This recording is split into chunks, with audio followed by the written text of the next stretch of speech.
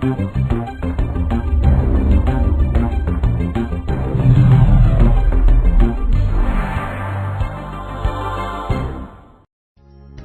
welcome back to another Inspired XPress end-user operation training video. Today, we're going to talk about nesting content. Throughout this series of videos, we've created several different pieces of signage, including this main.svg file, this menu.svg file, and this food.svg file. These different pieces of signage are designed to be all playing together and working together. However, the only file that is currently being used by our sign is main.svg. Main.svg is the only file that's actually in index.svg. So at the moment, that's the only piece of sign that's currently playing. So these other pieces of signage, even though we've created them, aren't playing in our sign right now. So how do we incorporate those into our sign? Well, we're going to show you how to do that. What we're going to do is nest our content inside of a playlist. And the reason we call this nesting is because we'll have a playlist playing on index.svg. And in that playlist, we'll have several other layers SVG files, including several SVG files that are playing other SVG files, like in food.svg, that's based upon a calendar, or menu.svg, which is actually playing an RSS feed. So you have several different types of playlists, SVG files, and calendars, all nested within other SVG files and playlists. That's why we call this nesting content, because we've been creating little pieces of content, and now we're going to put all those pieces together to create a really complex sign. And to begin doing this, we're going to right-click and do New Playlist. So I just created a new playlist, and scroll down here to find it.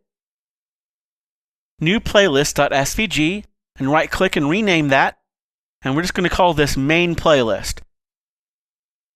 And I'm just going to open Main Playlist.svg, and I'm just going to put all these different pieces of content inside of the main playlist.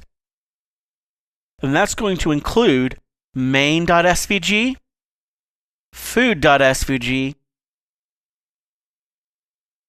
and menu.svg.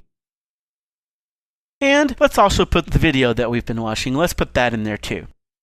Now, main.svg is our main signage piece that we created earlier on in the course, and that's the piece of sign that we're probably going to be wanting to watch most of the time. These other elements, like food.svg and menu.svg, are just small bits of sign that we want to be playing for a few seconds and then return to main.svg. So let's actually put main.svg into the playlist a couple more times. So the way this will work, it'll play main.svg, and then we'll play food.svg for a while, and then go back to main.svg. And then again, I'll go to menu and back to main.svg. And then I'll play the video, and then since it's a playlist, it'll loop and go back to main.svg. And so that's the idea. And now that we have our order set, let's save our changes. We need to adjust our timings. Because we're using these layers SVG files, we need to alter the timings so that all of our timing is set the way we want to. Now, there's a lot of different ways that you can do this, but actually the way we're going to do it is we're actually going to adjust the timings here inside of our playlist. See, right now our duration is set to media. So it's going to look inside main.svg and see what its duration is. But right now, its duration is set to indefinite. So this is going to play forever. Now, I could change the duration of main.svg to something, and it would play for that period of time and go to the next content. But since I don't have that duration set, I'm actually going to adjust it here.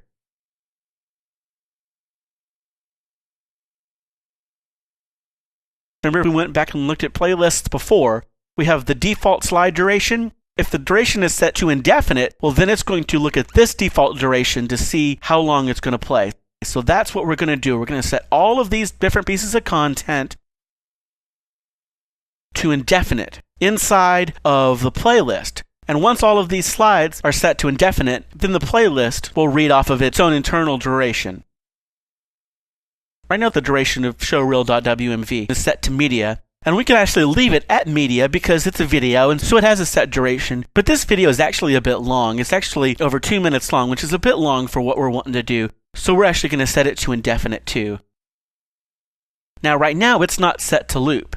If we adjust our duration for this video for any longer than the actual length of the video, it's just going to stop at the end of the video. So we want to be sure it's repeating. and it'll repeat indefinitely until it reaches its max duration. So that's the idea of this repeating here. If I set this video to play for 30 minutes, then it'll continue looping for 30 minutes rather than stopping after its 2 minutes of length.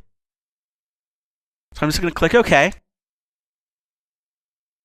Alright, so the duration for all of our content is now set. And so we're actually going to apply our changes and save that.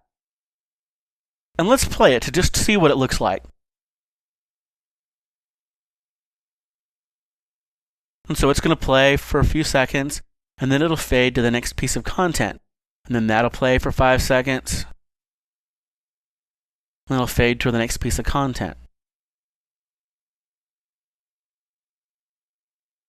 Now that's a bit fast, so let's adjust our duration, some of our properties here. So I'm going to pause this.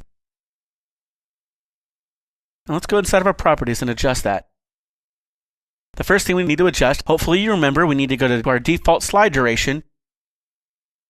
Let's alter that. Let's alter it to 30 seconds. That's long enough to actually see some of the content on the slide, and we'll set our default slide duration to 30 seconds. And then also let's change our transition. If you saw, all the transitions are fades, but let's actually change this to random. That'll make our slide transitions a little bit more interesting. Let's apply our changes, and let's play that to see how that looks. Okay, you saw that. It wiped in there, and so our changes seem to be working. But let's pause this for a second. Now 30 seconds is going to be fine for this main slide content here. But what about our other content? Let's go back to our playlist and show you what I mean. Now food.svg, if you watch the calendar video, then you remember that this slide is actually just a playlist of a few images displaying food content at different times of day. We don't really need that playlist of images to be playing for the full 30 seconds. 10 seconds would probably be enough for that, and the same thing for the menu. So let's actually adjust this food content here.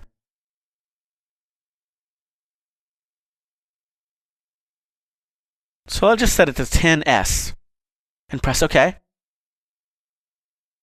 My point is here that you need to be sure you customize the play length of your content to play for however long it needs to play.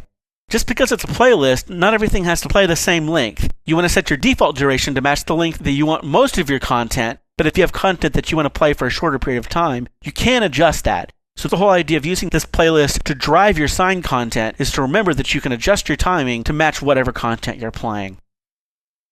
Alright, we got all our timing set, so I'm just going to apply these changes and save them.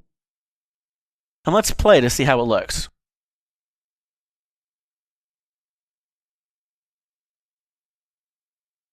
Alright, and 30 seconds later, we should have a transition here. And there we go. We see our snacks, and that wiped in.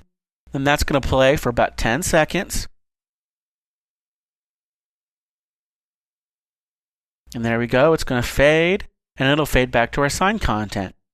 And so there, now you have a complex bit of signage here that's playing different types of content. And now we're ready to put this back into our main content. Now, if you remember, our sign is only playing what's inside of index.svg.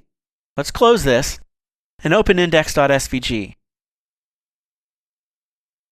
Remember, we just have main.svg in here right now. We don't need that. Let's actually delete that. And now we need to put in our playlist. However, if you noticed, during all those transitions, there was transparency while it's fading to and from our slide content.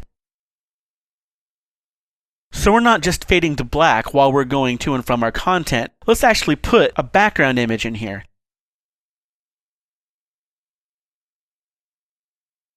So the idea is when we're transitioning from one content to another, we'll see this background and not just a black screen. That'll make everything look a lot smoother. So I'm just going to put main playlist.svg on top of that background, and we can save that. You want to play?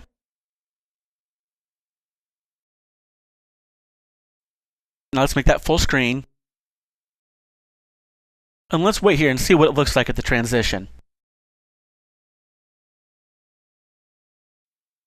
Okay, here's the transition. And see how that faded? That looked a lot better. However, when you saw that wipe, you still saw the background of this wiping over our blank background. And so we can actually make that look even smoother if we delete the background in all of our other slides. I'll just